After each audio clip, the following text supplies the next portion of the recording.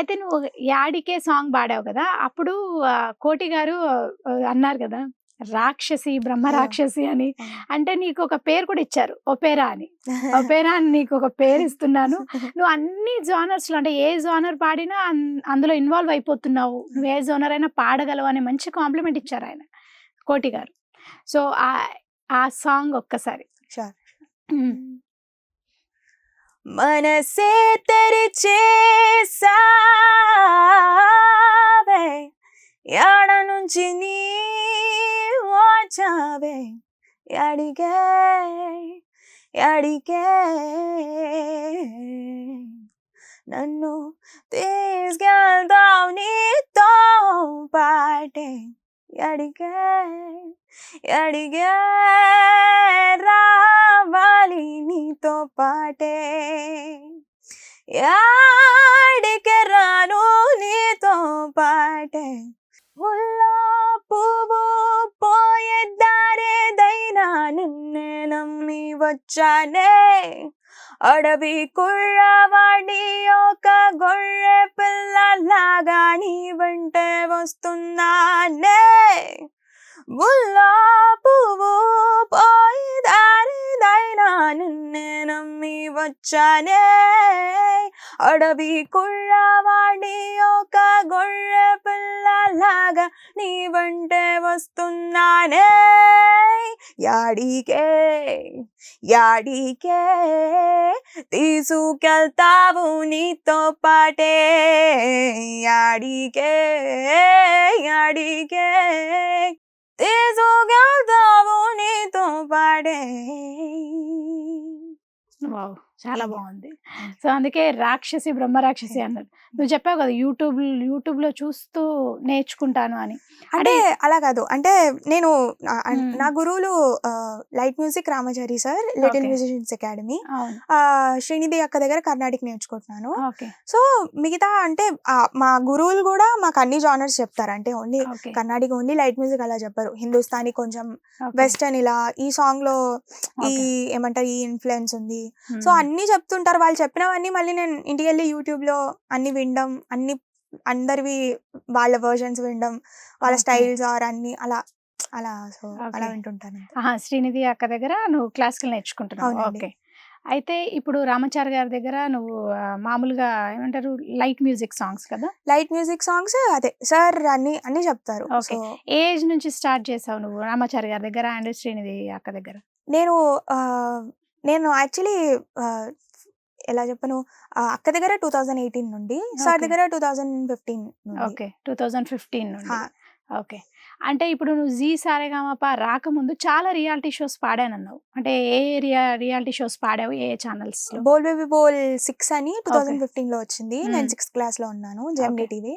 అది and SVBC Tirupati ఛానల్‌లో 'అన్నమయ్య పాటకు పట్టాభిషేకం' కీరవాణి గారు, ఓకే. రాఘవేంద్ర ఆ! గారు అవును. అన్నమయ్య పాటకి ఆ! పట్టాభిషేకం. అందులో పాడాను. ఓకే. సో, మళ్ళీ ఫస్ట్ స్టార్టింగ్ అసలా అంటే నాకు కొంచెం నీకు బాగా తెలిసినప్పుడు పాడిందైతే దూరదర్శన్ ఆలాపన ఆలాపన. ఓకే. ఆలాపనతో స్టార్ట్ చేశాను. ఓకే. సో, అంటే నువ్వు దూరదర్శన్ ఆలాపనలో పాడిన పాట ఏంటి? చిన్ని గుర్తుందా? చిన్ని ఆశ. చిన్ని చిన్ని ఆశ. ఓకే. ఆ! బేసిక్‌గా చిన్నప్పుడు అందరూ పాడే పాట అదే. ఆ! కాంపిటీషన్స్‌లో ఏదైనా. అవును. మరి ఈ 'బోల్ బేబీ బోల్' అంటే దాంట్లో షోలో ఏం పాడావు? అంటే ఆడిషన్స్ జరుగుతాయి కదా! 'బోల్ బేబీ అవును. బోల్‌కి' గూడా. అవును. సో, వాళ్ళు సెలెక్ట్ చేసినప్పుడు అంటే 6 ఇయర్సా నీకప్పుడు? 6థ్ క్లాస్. 6th class. 6థ్ క్లాస్. సో, నువ్వు పాడిన పాట ఏంటి? ఆనతినియరా. 'ఆనతినియర' ఒక్కసారి. షూర్. ఆ సాంగ్.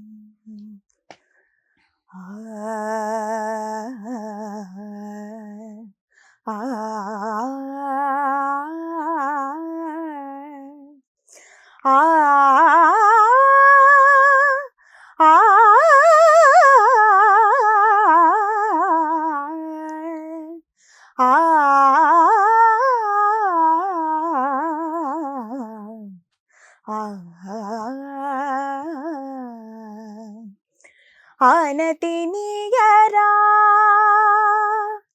హరా సన్నుతి సేయగా సమ్మతినియరా దొరా సన్నిధి చేరగా ఆనతినియరా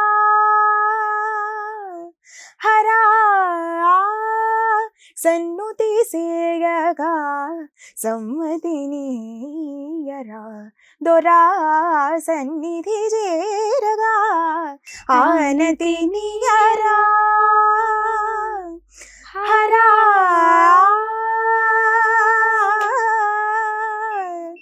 ఆ ఆ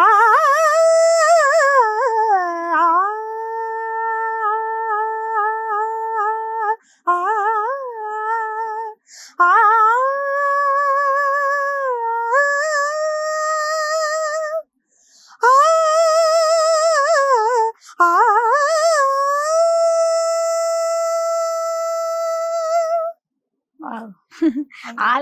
ఆలాపులు అంటే వేయడంలో దిట్ట అనుకుంటాను. అయ్యో లేదు అస్సలు ఆ కాంప్లిమెంట్ వచ్చిందా? అయ్యో అంటే ఏ సాంగ్ నైనా నువ్వు ఆ రాగాన్ని అంటే అంటే ఆ రాగాన్ని ఒక ఐడియా ఉందనుకో, ఆ రాగం మనకి.